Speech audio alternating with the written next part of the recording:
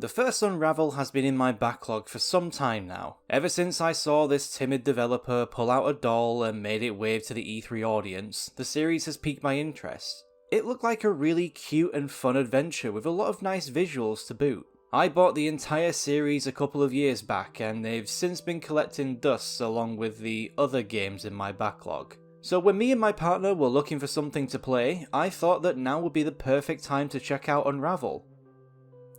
We decided to start with a sequel instead. Unlike the first Unravel, Unravel 2 sees you taking control of two of these cute little things. Now there are two of them. The game can either be played in single player or you can team up with a buddy and work together in co-op. Both characters are tied to each other with some loose yarn and you have to use this to work together and solve some puzzles. I feel like the game really shines when playing with that second player. In single player, you can only control one Yarny at a time, and you have to continuously switch back and forth in order to move them. I found that it made the levels a lot slower paced, whereas in co-op, that second character is constantly moving, so there's no stop starting every 10 seconds. Every puzzle requires both parties to work together and come up with strategic methods to advance the level. This could include having one player holding the yarn whilst the other player swings to the next ledge, or having one player loop the yarn over an object, jump to an unreachable ledge, and pull the other player up. Whilst you can pretty much do all of this in single player, I felt like it was a lot better with somebody else,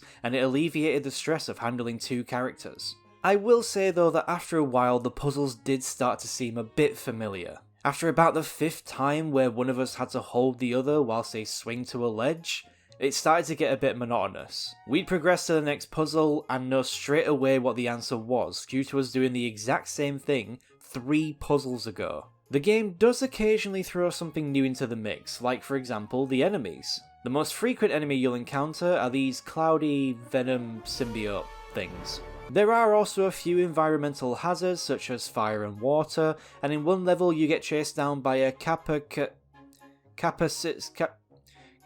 big black bird. However, the best part of the gameplay has to be the hitch-a-ride mechanic. By going up to the other player and holding triangle, you morph into one Yarny, and the other player can basically do the work for both of you. I cannot begin to tell you how unbelievably helpful this is, especially when you're playing with someone who doesn't play games that well, struggles with certain sections, or gets frustrated very easily. And in my case, I had all 3. I really love this feature and kinda wish it was in every co-op game.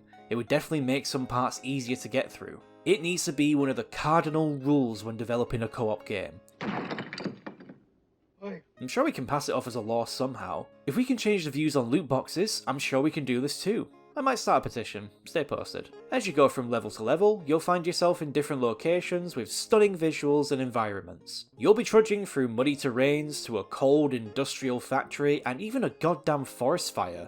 There's quite a lot of variety. However, the standout for me is the backdrops. I can't quite decide if they're computer generated or pre-rendered, but either way they look so detailed and beautiful. I especially loved that final forest section towards the end of the game. The stream of water below you and the clear blue sky just looks so relaxing. But the piece de resistance has got to be the game's soundtrack, which can only be described as hauntingly beautiful. It's calm and quiet even in the tense tracks, and strangely sounds like it has an Irish feel to it? It's hard to describe, and I'm not an expert in musical composition, but I think that the soundtrack works well for the game's tones and themes. And whilst we're on the topic of tone and themes, we might as well talk about the story. From what I could tell, you and a buddy play as 2 Yarnies who are chasing down this spark to cast out the darkness or something. Meanwhile, in the background, there are 2 kids who are running away from some adults and getting into all kinds of mischief. If it sounds like I was spitballing there, it's largely because I was. I cannot begin to describe this story in detail to you, as I have no idea what the hell it was even about. I tried to come up with some explainable reason as to how the Yarnies, the shadow things, and the kids all link together, but I came up short. See, the first Unravel, from what I'd been told, has a story about you putting someone's life back together that is slowly unraveling.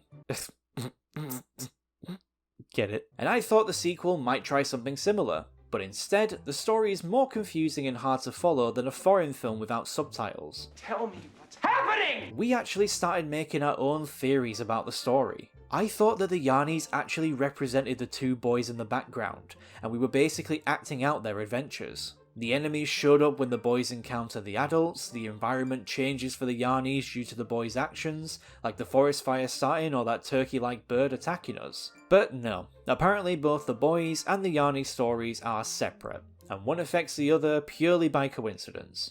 But this just leaves me with more questions than answers. What's the point of the boys' inclusion? Why are the adults chasing them down like a Resident Evil stalker enemy? Why do they look like ghosts? Look, you don't always need to have characters explaining what's going on. That's where the whole show don't tell motto comes from. But with this one, I needed a lot more telling, and the lack of any basic understanding really made me struggle to be immersed. Once you're done with the main campaign, the game also has 20 unique bonus levels for you to dive into. Each one of these offer unique challenges varying in difficulty. There are two types of these levels. The first is, this is a tricky one. Better use my big gamer brain to solve this.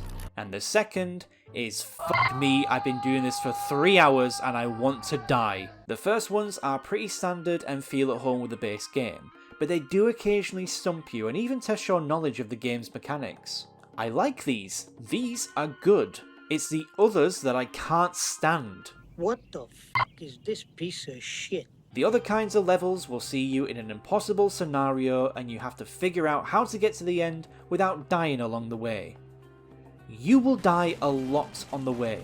I can't begin to tell you how many times I spent doing trial and error, learning the patterns and what I need to do, being extra careful, and making sure I can get to the end in one piece. Oh, for son of a bitch! Now, I'm gonna be honest with you, these just don't do it for me. I've never understood the appeal of stuff like this. For you psychopaths who love pulling your hair out over games like Super Meat Boy, this will be right up your alley.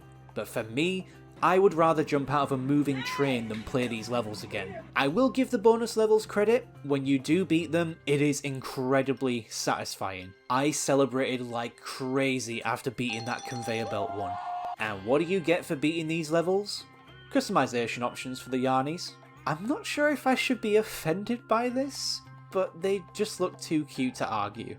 Aw, look, this one has a heart-shaped head. That's the cutest thing I've ever seen in my entire life. Unravel 2 is a beautifully fun co-op game with a few drawbacks. The gameplay and movement are pretty solid, and it has some fun puzzles that'll seriously test your brain. However, the lack of a cohesive story and a few frustrating moments really made me struggle to get immersed with the world and its characters. But I don't think that breaks the game. It's still a very well put together short experience that has a lot of good moments sprinkled throughout. And I mean, come on, it's got the Yarnies, what's not to love there? For me, I think Unravel 2 deserves a very nice Recomix from me. I wish a few things were better, but it doesn't detract from the overall experience. If you're after a short, charming journey with some cute characters and beautiful scenery, I would say give this a go. Grab a buddy, link up, and set off on an adorable, yarn-filled adventure.